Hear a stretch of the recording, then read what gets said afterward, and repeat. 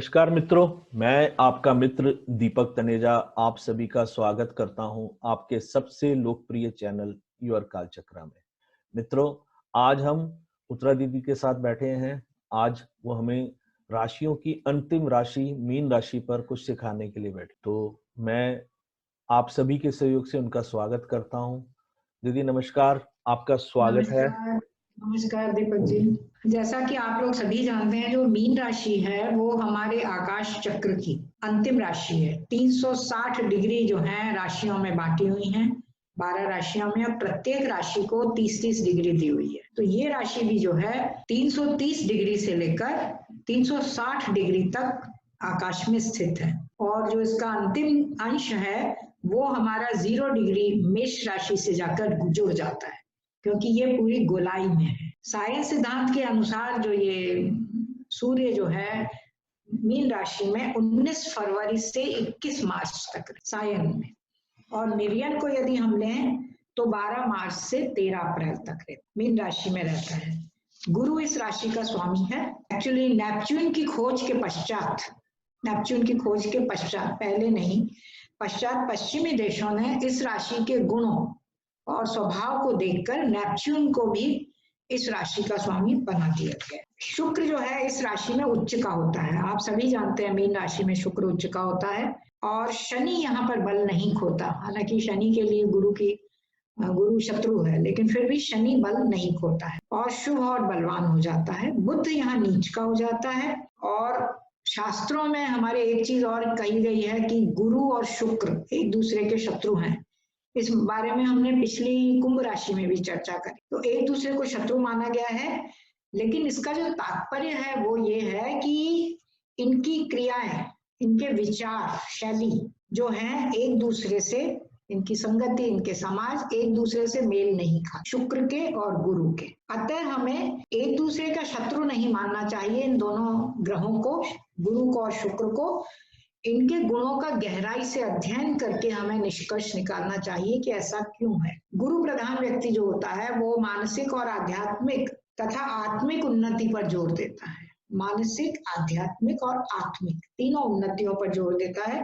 जबकि शुक्र प्रधान व्यक्ति जो होते हैं वो भौतिक और शारीरिक उन्नति पर अधिक जोर देते हैं। उनका जोर भौतिक उन्नति और शारीरिक उन्नति पर रहता है। और एक दूसरे लोग परलोक के सुख ढूंढता है। गुरु जो है परलोक के सुख ढूंढता है, और शुक्र जो है इस लोक के सुख ढूंढता है। इस लोक में मुझे आराम मिले, सुख सुविधाएं मिले, अच्छे से अच्छा मुझे वाहन हो, अच्छे से अच्छा मेरा घर हो, वेल फर्निश्ड हो, ये सब जो मन में इच्छाएं आती हैं ये शुक्र देता है। जबकि जो गुरु है वो हमें आध्यात्मिक उन्नति के लिए प्रेरित करता है, आत्मिक उन्नति के लिए प्रेरित करता है, और अपना परलोक सुधारने की प्रेरणा देता है हमेशा। ये दोनों में अंतर। तो ये एक दूसरे के शत्रु नहीं है। इन दोनों का आपस में एक दूसरे से वैचारिक मतभेद चलता। मीन राशि में सूर्य, चंद्र और मंगल इत्यादि की मीन राशि, क्योंकि मित्र राशि है, क्योंकि गुरु इनका मित्र है, इसलिए सूर्य गुरु का मित्र, चंद्रमा इसका मित्र, और मंगल भी इनका मित्र माना गया है। और चंद्रमा जो है इसके लिए कहा गया है कि इस राशि में होकर या इस लग्न में बैठकर सर्वाधिक शुभ फल देता है, क्योंकि एक तो वो पंचमेश हो जाता है और वो लग्न में आ जाता है। तो एक तो आपको स्वास्थ्य देता है, विभिन्न कलाओं में रुचि देता है, आप क्रिएटिविटी आपकी बढ़ाता है, कल्पनाशीलता देता है। तो चंद्रमा जो है वो बहुत बढ़िया रिजल्ट देता है। इसके विपरीत सूर्य जो है आपको विजय तो देता है, क्योंकि वो छठे भाव का स्वामी हो जाता है ना, लेकिन वो लग्न पर आकर व्यक्ति को थोड़ा सा रूड बनाता है, थोड़ा डोमिनेटिंग बनाता है, लग्न पर आता है मीन राशि में। इसके अतिरिक्त जो है मंगल जो है अपनी मेष राशि इनके सेकेंड हाउस में आती है। तो यदि मंगल लग्न पे आ जाता है इनके, तो सेकेंड हाउस का स्वामी या भाग्य भाव का स्वामी लग्न में आने से इनको भाग्य की दृष्टि से प्रबल धन के योग देता है। हालांकि व्यक्ति थोड़ा जिद्दी हो जाता है। तो इस तरह से जो हम देख सकते हैं कि कौन से भाव का स्वामी आपके लग्न में आ रहा है और किस प्रकार के फल दे रहा है। बुध अवश्य यहाँ नीच का हो जाता है, लेकिन वो चतुर्थेश और सप्तमेश। नेपच्यून जो समुद्र का राजा माना गया है, मीन 12वीं राशि हमने पहले ही बताया कि उसके भी स्वामी बता दिया गया है। तो नेपच्यून जो है व्यक्ति को समुद्री यात्रा और विदेश यात्रा या विदेश निवास बताता है। समुद्र यात्राएं वो घूमता रहता है। मीन राशि का जो चिन्ह है वो 2 मछलियां हैं और एक दूसरे का मुंह उन्होंने ले रखा है और उत्तर दक्षिण दिशा में गोलाकार स्थित है। ये इस तरह से एक ने एक की पूंछ दबाई हुई है और दूसरे ने उसकी पूंछ दबाई हुई है। इस तरह से एक सर्कल बना देती हैं वो भी दोनों मछलियां। ये मोक्ष की राशि भी कही गई है। 12वीं राशि को हम मोक्ष मानते हैं। नवा भाव की राशि जो है, धनु राशि को हम धर्म, मकर राशि को हम अर्थ की राशि, कुंभ राशि को हम काम की राशि अर्थात कामना पूर्ति की राशि और मीन राशि को हम मोक्ष की राशि भी मानते हैं कि ये हमें मोक्ष दिलवाने में मदद करती है। व्यक्ति दान धर्म अच्छे कर्म करके मोक्ष को प्राप्त करना चाहता है, ऐसी व्यक्ति की इच्छा रहती। मीन राशि जल तत्व की राशि है, ठंडी है, द्विस्वभावक है। 2 तरह का स्वभाव इसका हमें दिखाई देता है। उभयपदी 2 पैर वाली राशि है, स्त्री राशि है, जल तत्व की होने के कारण सफला राशि है, फल प्रदान करने वाली राशि है ये, और मनोवैज्ञानिक प्रभाव लिए हुए भावपूर्ण 2 शरीर वाली और 2 पैरों वाली राशि मानी गई। क्षितिज पर ये 2 घंटे से कम समय उदित रहती है। मैंने आपको बताया था मकर राशि से लेकर मिथुन राशि तक की, मिथुन राशि जो है ये 6 राशियां नॉर्थ इंडिया में भारतवर्ष में क्षितिज पर कम समय के लिए उदित होती हैं और जो कर्क से लेकर धनु राशि हैं ये भारतवर्ष में अधिक समय के लिए 2 घंटे से ज्यादा, मतलब टाइम बराबर हो जाता है 24 घंटे, लेकिन कुछ राशियां 2 घंटे से ज्यादा उदित होती हैं आधी, तो कुछ राशियां 2 घंटे से कम उदित होती हैं और बैलेंस बराबर। टाइम वही है आपके पास 24 घंटे, उसमें उनको बैलेंस करना होता है। शारीरिक गठन, मीन लग्न वाले व्यक्तियों का शारीरिक गठन किस प्रकार होता है ये हम देख लेते हैं। जातक की लंबाई कुछ कम रहती है, हाइट थोड़ी सी कम रहती है। विशेष परिस्थितियों में ये लंबे होते हैं, यदि राहु लग्न पर हो या गुरु देखता हो उसको या शनि जैसे ग्रह, अन्यथा इनकी हाइट थोड़ी कम ही मानी गई है। ये भरे पूरे अंगों वाले थुलथुले थोड़े से फ्लशी होते हैं, फ्लपी जैसे मोटे मोटे। मांसलता ज्यादा मानी गई है क्योंकि वो गुरु की पहचान भी है, गुरु का व्यक्तित्व है। हाथ पैर छोटे छोटे दिखते हैं, कंधे मांसपेशियों वाले और गोलाई लिए हुए रहते। आंखें जो हैं ऐसी बिल्कुल बोलती हुई आंखें इनकी प्रतीत होती हैं, एक्सप्रेसिव रहती हैं आंखें इनकी। इसके अलावा बाल इनके मुलायम और रेशमी रहते हैं, सिल्की बाल रहते हैं। चरित्र की विशेषताएं इनकी जो है, गुरु मीन राशि का स्वामी है, ये हम सभी जानते हैं। तो दार्शनिक स्वभाव का जातक होता है, थोड़ा फिलोसॉफिकल माइंडेड, बेचैन प्रवृत्ति का, रेस्टलेस रहता है, उसका मन नहीं लगता। स्वप्नदर्शी, अपने सपने ही देखने में वो मस्त रहते हैं, बहुत अधिक सपने देखते हैं और रोमांटिक जीवन जीने वाले होते हैं। रोमांस में इनका बहुत ज्यादा विश्वास होता है और अगर चंद्रमा लग्न पे आ गया तो समझ लीजिए कि फिर तो वो अति हो जाती है। प्रैक्टिकल लाइफ में वो आते ही नहीं है, हमेशा रोमांस में ही रहते हैं। और फिर ईमानदार होते हैं, स्पष्ट वक्ता होते हैं, दूसरों की सहायता करने वाले होते हैं, मानवीय गुणों से भरपूर होते हैं। मानवीय गुण भरे रहते हैं इनमें, तुरंत दूसरों के लिए द्रवित हो जाना, उनकी मदद को आगे आ जाना, इस तरह के गुण होते हैं। कभी भी दूसरों की परेशानी का कारण नहीं बनते ये, दूसरों की परेशानियों को उनको निपटाने में लगे रहते हैं। अगर किसी को परेशानी आती है तो उसकी मदद करेंगे, लेकिन परेशानी का कारण ये नहीं बनता। इस प्रकार जैसे पानी जो है वो अग्नि को शांत कर देती है, उसी प्रकार ये जातक भी शत्रु को शांत करने का काम करते हैं। अगर कोई शत्रु है तो उसको शांत करने का प्रयास करते हैं, अच्छा बर्ताव करते हैं उससे और उसको माफ भी कर देते हैं। इस तरह का इनका नेचर माना गया है। इनका नेचर जो है जल्दी बदलने वाला नहीं होता है, हालांकि द्विस्वभावक है, फिर भी उदारता के कारण और इनका जो शरीफ स्वभाव जो है उसके कारण जो है ये बहुत ज्यादा उन्नति नहीं कर पाते, क्योंकि इनकी नेचर ही कुछ इस टाइप की है। अहिंसा के पुजारी होते हैं, कभी किसी को नुकसान नहीं पहुंचाना चाहते। ये जो है बैंक में पैसा जमा नहीं कराना चाहते, उसके बनस्पत हम ये कहें वो शुभ कर्म इकट्ठे करते हैं, शुभ कर्म बैंक में जमा कराते हैं, ईश्वर की बैंक में। ऐसा इनका नेचर माना गया है। अब कोई ग्रह यदि अफ्लिक्ट कर दे लग्न को तो उसका स्वभाव बदलेगा, वरना ये परोपकारी नेचर के होते हैं। इसीलिए जो है इनका जो स्वभाव है ये दूसरों के लिए पहेली बना रहता है, लोगों को समझ में नहीं आता कि इसका नेचर किस प्रकार का। इनके स्वभाव में अक्सर विरोधाभास भी रहता है। मैंने बताया अभी आपको द्विस्वभावक राशि है, इसलिए दोनों तरह का नेचर रहता है। तो उसमें विरोधाभास आना भी संभव है। फिर भी कुल मिला के हम यही कह सकते हैं कि वो मधुर स्वभाव वाले होते हैं, सामाजिक प्राणी होते हैं, सोशल होते हैं। स्त्री राशि होने के कारण मन और मस्तिष्क में इनके नए नए विचार जो हैं वो पूरे भरे रहते हैं, ख्याली पुलाव आते हैं और खुले विचार आते हैं कि खुले विचारों के ये खुद भी होते ही। शुक्र यहाँ उच्च का आता है, मीन राशि में उच्च का शुक्र होता है, अतः ये जातक को कवि, चित्रकार, संगीतकार कुछ भी बना सकता है। मतलब कलाओं से संबंधित कोई भी कला में वो व्यक्ति परफेक्ट हो सकता है, ये चीज है। और नहीं तो कम से कम जो मेकअप रूम होता है उसमें ही वो काम कर सकता है, क्योंकि वो किसी को हानि नहीं पहुंचा सकते, वहां सेफ, इनके साथ काम करना या मेकअप करवाना इनके साथ सेफ है, ऐसा माना गया। व्यवहारिक जीवन में जातक दूसरों के गुण या दोषों को बहुत जल्दी समझ जाता है, लेकिन फिर भी वो उनको बताता नहीं है, केवल उनकी कमियां दूर करने के उपाय ढूंढता रहता है, ऐसी इसकी नेचर मानी गई इन राशि की। और सफल भी होते हैं ऐसे जातक। कई बार योजना आयोग जो प्लानिंग कमीशन, उसमें काम करने में काफी सफल रहते हैं, क्योंकि ये प्लानिंग बहुत अच्छे करते हैं। स्त्री राशि और द्विस्वभावक राशि होने के कारण जो अपने विचार या मनोभाव होते हैं वो ऐसे लोग सामने वालों के अनुसार ढाल लेते हैं, क्योंकि स्त्री राशि है, स्त्री दूसरों के अकॉर्डिंग जल्दी ढल जाती है, पुरुष वर्ग नहीं ढलता, तो ये ढाल लेते हैं और इनका व्यवहार दूसरों के साथ पूरी तरह से बदल जाता है। इसीलिए ये भी कहा गया है कि मीन लग्न वालों को समझना बहुत मुश्किल है। 12वीं राशि है ये हमने पहले बताया आपको। इसके कारण जातक को गुप्त विद्याएं पढ़ने, उनको सीखने और दैवीय जीवन जीने, आध्यात्मिक जीवन जीने, आत्मिक जीवन जीने की इच्छा रहती ही है उसको मन में, और उसमें लेकिन आत्मविश्वास की थोड़ी कमी पाई जाती है।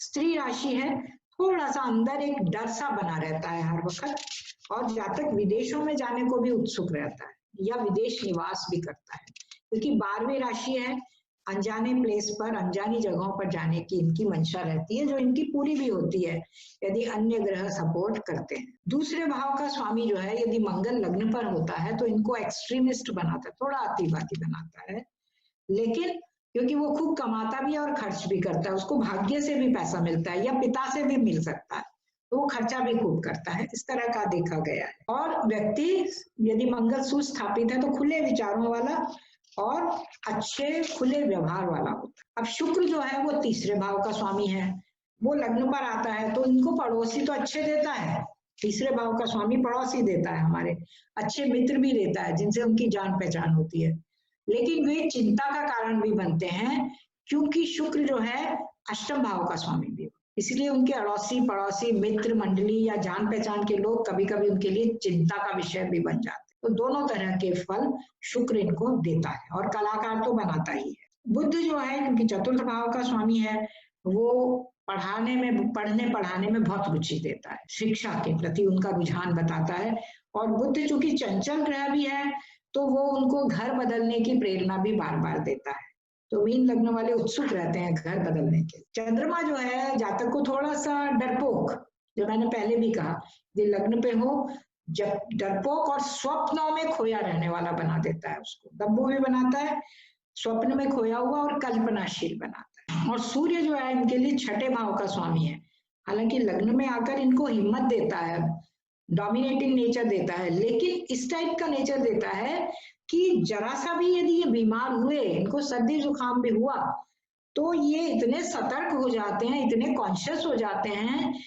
कि अपने लिए गंभीर से गंभीर बीमारी की भी कल्पना कर लेते। इतना ज्यादा भी नहीं करना चाहिए कि मतलब जैसे जल्दी से जरा से, आजकल के उदाहरण के संदर्भ में मैं बताऊं कि 2 छींक आ गई तो वो कोरोना तक पहुंच जाएंगे, है ना, इस तरह से कल्पना कर लेते हैं, अपने लिए बहुत ही डिफेंसिव होते हैं, मतलब अपनी सुरक्षा का सबसे पहले बहुत ध्यान रखते हैं कि मैं बीमार ना पड़ूं किसी भी तरह की। और एक चीज और है जो इनकी नेचर में पाई जाती है कि ये सब पे विश्वास कर लेते हैं, इसको हम कमी भी कह सकते हैं, और विशेष रूप से अपने मित्रों पर। तो आगे चलकर इनको अपनी गलती समझ में आती है कि दुनिया में केवल अच्छे लोग नहीं होते हैं, बुरे लोग भी होते हैं। और शनि इनके लिए जो है एकादश भाव का स्वामी भी होता है और द्वादश भाव का स्वामी भी होता है, तो ऐसे मित्र भी देता है जो इनकी गुप्त गतिविधियों को जानकर और इनको बाद में हानि पहुंचा सकते हैं, वो मित्र भी होते हैं। और इनकी गुप्त गतिविधियां हम 12th हाउस से देखते हैं, उनको जान लेते हैं, बहुत घनिष्ठ मित्र होते हैं, क्योंकि एकादश भाव घनिष्ठता देता है, तो उसमें बाद में फिर आगे चलकर वो इनको नुकसान पहुंचा सकते। शनि प्रधान लोग, विशेष रूप से कुंभ लगने वाले, आगे भी आएगा ये कमियां जो ये सुधार सकते हैं। एक तो ये है कि अत्यधिक चिंता करना इन्हें छोड़ देना चाहिए, बहुत चिंता नहीं करनी चाहिए, क्योंकि मन हमेशा इनका बदलता रहता है। अपने आप को कभी भी किसी से कम नहीं समझना चाहिए, ये अपने आप को कम समझते हैं दूसरों से। उदारता ठीक है इनके लिए, लेकिन सामने वाले को फायदा नहीं उठाने देना चाहिए, क्योंकि इनकी उदारता का सामने वाला व्यक्ति फायदा उठा ले। और आगे बढ़ने का प्रयास इन्हें हमेशा करते रहना चाहिए। दूसरे जो इनसे वादा करते हैं उन पर बहुत अधिक भरोसा नहीं करें, मतलब ये लोग भरोसा कर लेते हैं और फिर इनको नुकसान उठाना पड़ता है। इसके अलावा हमेशा सपने नहीं बुनते रहे, हमेशा योजना नहीं बनाते रहे, ऐसा इनका होना चाहिए। प्रैक्टिकल भी करें। घरेलू वातावरण, मीन लगने वाले जो जातक होते हैं वो अपने मित्रों को अक्सर अपने घर बुलाते हैं, उनका मनोरंजन करने के लिए नहीं बुलाते हैं, बल्कि अपने दुखड़े रोने और सहानुभूति प्राप्त करने के लिए। उनसे अपने दुख जो है वो उनको सुनाना चाहते हैं, फिर वो सिंपैथी करेंगे, तो इसमें इनको संतुष्टि मिलती है। कभी कभी ये ज्योतिषी वगैरह को भी बुलाकर अपनी मानसिक शांति प्राप्त करने का प्रयास करते हैं। घर के अंदर अपने बच्चों को ये उच्च शिक्षा देना चाहते हैं, और जीवन साथी भी इनको ऐसा ही चाहिए होता है जो खूब पढ़ा लिखा हो। अगर जीवन साथी कम पढ़ा लिखा हुआ तो ये उसको आगे पढ़ने की प्रेरणा देते हैं। इस चीज को हमेशा ये याद रखते हैं। वे सुखी और प्रेममय जीवन जो है, पारिवारिक जीवन पसंद करते हैं, लड़ाई झगड़ा नहीं। जीवन भर, मैंने जैसा आपको पहले भी कहा कि ये रोमांटिक बने रहते हैं जीवन भर, आकर्षक भी रहते हैं, किंतु ये है ना सुंदर चेहरे की तरफ बहुत जल्दी आकर्षित हो और अपने सुनहरे संसार में कल्पनाएं करने लगते हैं, खोए रहते हैं। अक्सर ये मंदिर की मूर्तियों या दुकान के बाहर जो स्टैचू खड़े रहते हैं ना, मॉडल्स उनके रहते हैं जिनको वो वस्त्र पहना के खड़ा करते हैं दुकानों के बाहर, उनको बहुत ध्यान से देखते हैं और खड़े होकर निहारते रहते हैं। और हर मूर्ति जो है इनको उत्तेजित करती है, कल्पना में प्रेम घुसने के लिए उत्तेजना करती है, और इन कल्पना को खाद्य मिलता है, ऐसा इनको लगता है। अब आते हैं इनके मित्र और शुभ चिंतक। स्वभाव से ये लोग अच्छे हैं, और ग्रह यदि उचित वेल प्लेस्ड ग्रह हो, कुंडली में उचित स्थानों पर बैठे हों, तो ये काफी सहायक सिद्ध होते हैं। ये हमने पहले भी बात करी है। और इनमें कुछ चुंबकीय आकर्षण भी होता है, मैग्नेटिक अट्रैक्शन होता है, कि इनके मित्र भी बहुत सारे बन जाते हैं। पब्लिक फील्ड में इनकी बहुत जान पहचान होती है। और मीन लग्न वालों का ऐसा स्वभाव रहता है कि ये अपने मित्रों पर पूरी तरह से न्यौछावर होने के लिए भी तैयार रहते हैं, तो इनके मित्रगण इनसे खूब सहायता पाते हैं, खूब सहायता मिलती है उनको। और ये परोपकार में बहुत मग्न हो जाते हैं, कभी ध्यान भी नहीं देते हैं, अपनी समस्याएं भूल जाते हैं, ऐसा इनका नेचर माना गया है। जल तत्व की राशि है, गुरु का उदार स्वभाव है, तो ये आसपास के वातावरण से बहुत प्रभावित होते हैं, यथाशीघ्र, जल्दी से जल्दी। जब इनके मित्र दुखी होते हैं तो ये भी बहुत दुखी हो जाते हैं, और जब वो प्रसन्न होते हैं तो ये भी बहुत प्रसन्न होते हैं, बहुत ज्यादा। ये इसकी खासियत है मीन लग्न वालों की, कि मित्र के दुख में दुखी होना और मित्र के सुख में खुशी होना। मीन लग्न वाले जातकों को कुंभ लग्न वाले व्यक्तियों को कभी मित्र नहीं बनाना चाहिए, क्योंकि कुंभ लग्न वाले व्यक्ति इनकी खास बातें जानकर इनके खिलाफ प्रयोग कर सकते हैं। ऐसे में जातक बहुत आर्थिक नुकसान तथा सम्मान गंवाता है, ये चीज हमेशा ध्यान रखनी चाहिए। कभी कभी तो जेल भी जाना पड़ सकता है, क्योंकि 12वीं राशि है, शनि है उसका। तो यदि इनकी कुंडली में शनि खराब है, ये देखना जरूरी है, तो उन्हें शनि प्रधान मित्रों से बचना चाहिए। अब आप कहेंगे शनि प्रधान मित्र कौन होते हैं? जिनका जन्म शनिवार के दिन हुआ हो, या जिनका लग्न शनि का हो, विशेष रूप से कुंभ लग्न, और या फिर उनका चंद्रमा शनि के नक्षत्र में से किसी एक नक्षत्र में, पुष्य, अनुराधा या उत्तरा भाद्र, तो थोड़ा सावधान रहना चाहिए ऐसे मित्रों से। अब इनका आता है प्रेम और विवाह। मीन लग्न वाले जातक सुंदर जीवन साथी ढूंढते हैं, बुद्धिमान भी हो और कला प्रिय भी हो, आर्टिस्ट भी होना चाहिए। इन्हें ओछे लोग पसंद नहीं, स्त्री हो या पुरुष ऐसे होने चाहिए। और लेकिन इनकी एक नेचर और रहती है कि अपने लाइफ पार्टनर को ये बहुत शक की दृष्टि से देखते हैं, शक करते हैं उसके प्रेम पर, और ईर्ष्या भी करते हैं, जिससे कि आगे चलकर इनके प्रेम में कमी आ सकती है। यदि जीवन साथी समझदार हुआ और इसके शक्की स्वभाव को उसने अच्छी तरह से समझ लिया और उसी के अनुसार व्यवहार किया, तब तो प्रेम बना रहता है, और ना अन्यथा प्रेम टूटने की या प्रेम में कमी आने की संभावना पूरी बनी। जैसा मैंने पहले भी आपको कहा है कि मीन लग्न वाले हमेशा अपने सपनों की दुनिया में खोए रहते हैं, व्यवहारिक दृष्टि से आगे नहीं बढ़ पाते और कुछ ना कुछ करके बस टालते रहते हैं, काम को टालते रहेंगे।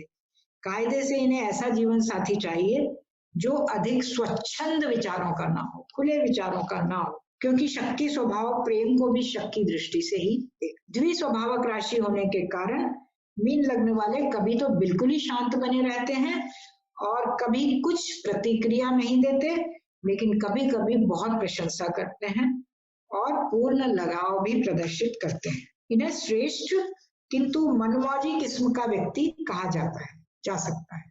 सामान्यतया ये दयालु उदार स्वभाव के होते हैं, किंतु कभी भी कठोर व्यवहार नहीं करते, कभी भी नहीं करते हैं।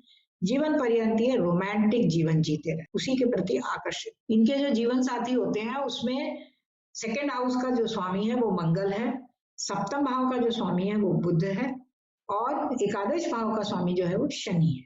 तो इन तीनों ग्रहों में से जो ग्रह सबसे बलवान होता है कुंडली में, उसी के अनुसार इनके जीवन साथी की रूपरेखा या उसका नेचर डिसाइड होता है। यदि मंगल अधिक बलवान है तो मंगल प्रधान गुण होगा, उसमें हिम्मती होगा, बहादुर होगा, स्वतंत्र विचारों वाला होगा और इन लोगों से अच्छा व्यवहार यदि नहीं करे मंगल प्रधान व्यक्ति तो इनका प्यार हमेशा के लिए समाप्त हो जाए। यदि शुक्र और शनि और मंगल कारक होकर इनको देखे तो भी वैवाहिक जीवन छोटा होता है, अर्थात उनमें अलगाव हो जाए। यदि बुध इनका जीवन साथी बनता है और बुध बलवान हो कुंडली में तो जीवन साथी जो है बहुत चतुर होता है और होशियार होता है, वफादार भी होता है। और जब जीवन साथी को क्रोध आए, अव्वल तो आता नहीं है, लेकिन यदि आता है तो वो चुप रहता है और जब वो प्रसन्न हो तो वो मौज मस्ती करता है और सोच समझकर अपना व्यवहार रखता है और जीवन सुचारू रूप से चला लेता है, बुध प्रधान व्यक्ति। अब आता है शनि प्रधान व्यक्ति। शनि जो है यदि सबसे बलवान कारक हो कुंडली में तो मीन लग्न वाले जातकों को थोड़ा सावधान रहना चाहिए, जैसा मैंने पहले भी कहा, और अपनी आदतों को बदल लेना चाहिए।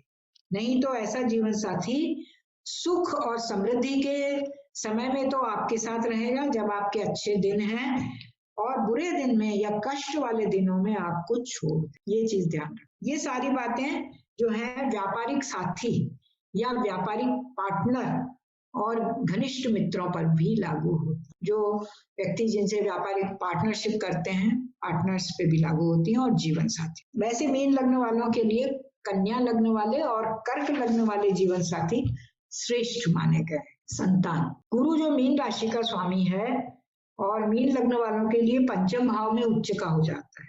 कर्क राशि वहां पंचम भाव में आती है, वहां उच्च का हो जाता है। पांचवा भाव जो है हमारे संतान का घर है। इसी कारण मीन लग्न वाले लोग अक्सर ज्यादातर चंद्रमा लग्न पे आए तब भी या गुरु पंचम भाव में जाए तब भी अपनी संतान के प्रति बहुत लगाव रखते हैं, बहुत ज्यादा, और संतान भी इन्हें बहुत प्यार करती है। कि कभी भी अपने बच्चों से कठोर व्यवहार नहीं कर पाते, कभी भी नहीं कर पाते हैं, और इसी कारण से बच्चे भी इनसे बहुत लगाव रखते हैं और प्यार करते हैं। यदि बच्चे अच्छे पढ़ाई में ना हो, अच्छे नंबर भी ना लाएं और खेलने कूदने में अधिक मन लगाएं तब भी ये बच्चों को नहीं डांटते। ये इनकी खासियत। और ताकि वो इसलिए वो अपने बच्चों को आगे चल के बता सकें कि आप बच्चों को किस तरह से पाला जाता है, कभी भी नहीं डांटते हैं वो लोग। ये उनकी खासियत। और लेकिन इनकी संतानें भी बुद्धिमान और जीवन में सफल होती हैं।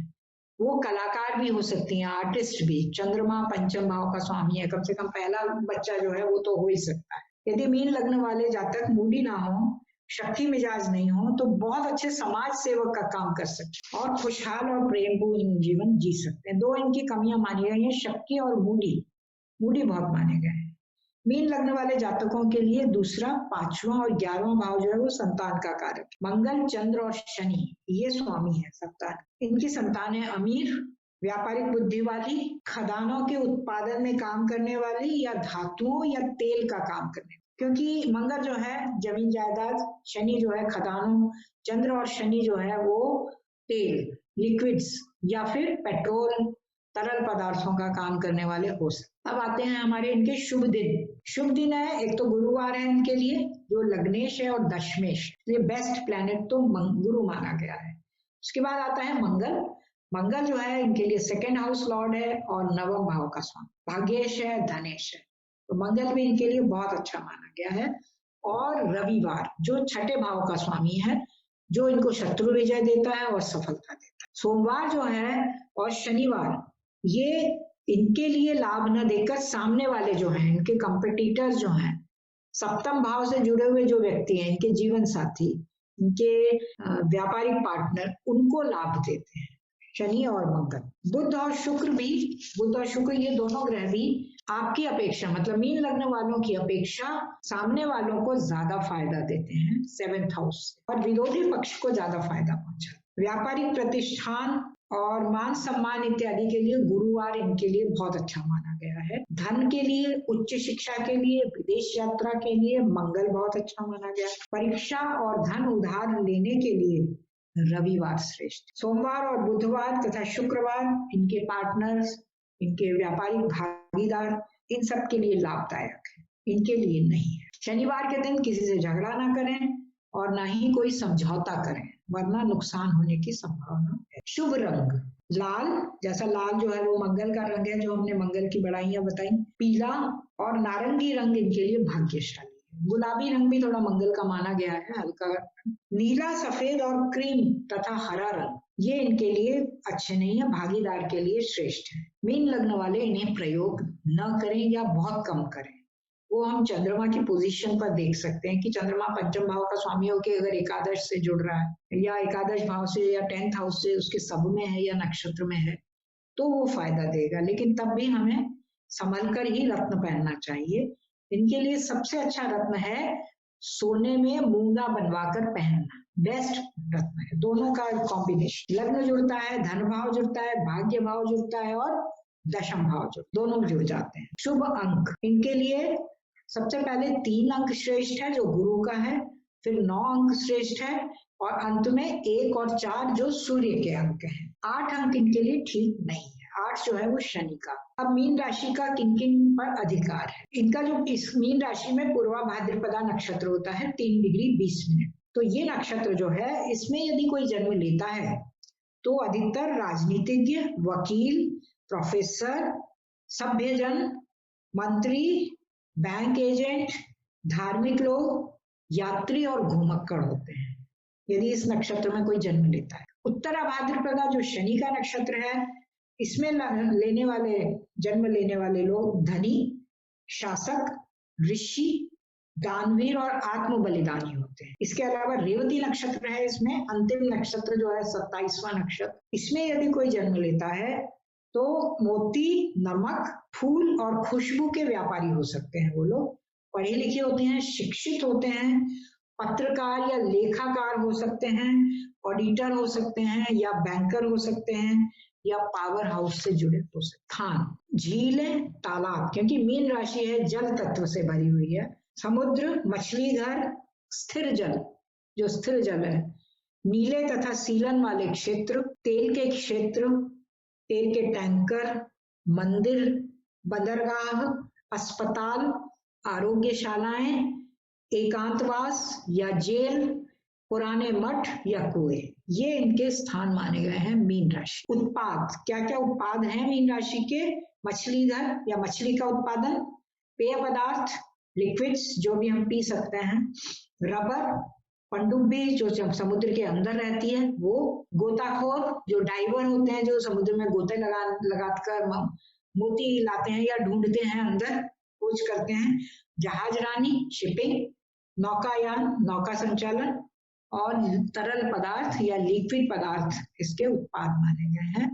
ये हमारी मीन राशि खत्म हुई और इसी के साथ हमारी 12 राशियों की समाप्ति हो गई। अब अगला जो हमारा रहेगा, हम ग्रहों को लेके आगे सूर्य से हम शुरू करें। बहुत बढ़िया दीदी, आप एकदम से समा बांध देते हो, बिल्कुल जैसे कहते हैं ना। तो ये एक बहुत अच्छे वीडियो के लिए मैं हृदय से धन्यवाद और आभार व्यक्त करता हूँ और सभी से कहता हूँ।